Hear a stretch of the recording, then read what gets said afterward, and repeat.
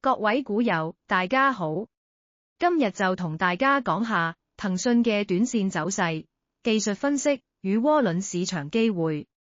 騰訊短線分析，500元攻防戰或打響。騰訊控股00700跌勢未止，截至今日21日上午11:02，跌至509.5元。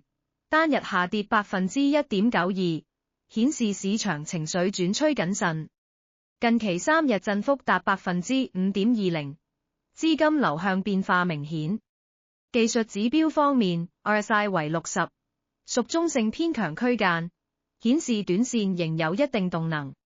移動平均線 MA10、MA20、MA30 則發出買入信號，暗示股價仍處於上升趨勢。不過，牛熊力量指標顯示賣出，市場對多空方向仍有分歧。技術分析與支持阻力位，目前騰訊的關鍵支持位在501元，若跌穿，可能進一步測試474元的較強支撐區域。上方阻力則位於548元，若能突破，將有機會上探565元。不過，威廉指標與隨機震盪指標均顯示賣出信號，顯示短期或仍有回調壓力。保利加通道顯示股價仍維持在中軌上方運行，整體仍屬上升趨勢，但短期內的回調仍需關注成交量變化。產品回顧，空頭部署獲利，紅證表現亮眼。過去2日，市場空頭部署表現強勁，法興紅證57004與瑞銀紅證54825分別錄得56%與60%的升幅，而法興認沽證14136亦有9%的漲幅，反映市場避險情緒升溫。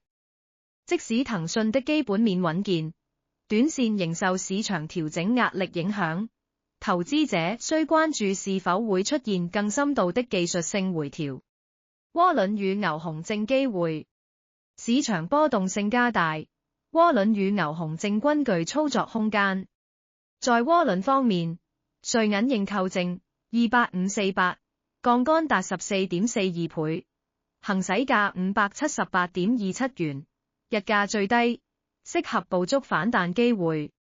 而摩利認購證13968，槓桿為12.4倍，行使價同為578.27元，適合偏向穩健操作的投資者。若市場持續回調，認沽證則為對沖工具。摩通認沽證13911，槓桿達2.89倍，行使價481.81元，引申波幅較低，適合短線看淡騰訊的投資者。牛熊證方面，若市場回穩，瑞銀牛證55173收回價497元，槓桿達22.8倍；摩通牛證55587，槓桿達10.67倍，收回價472.8元，適合看好騰訊短線反彈的投資者。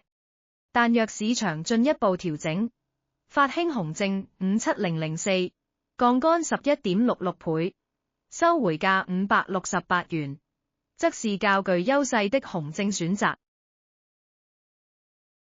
後市展望與投資者關注點，騰訊短線仍處於調整階段，若能守穩501元，則仍有機會再度挑戰548元。但若跌破500元關口，可能引發更大回調壓力。對於投資者而言，你認為騰訊會否在500元附近企穩，還是短線跌勢仍未完結？你會選擇牛證低級，還是熊證繼續看淡？歡迎在評論區分享你的看法。投資者還可關注港股窩輪 Jenny 賬號，獲取更多市場分析與交易策略。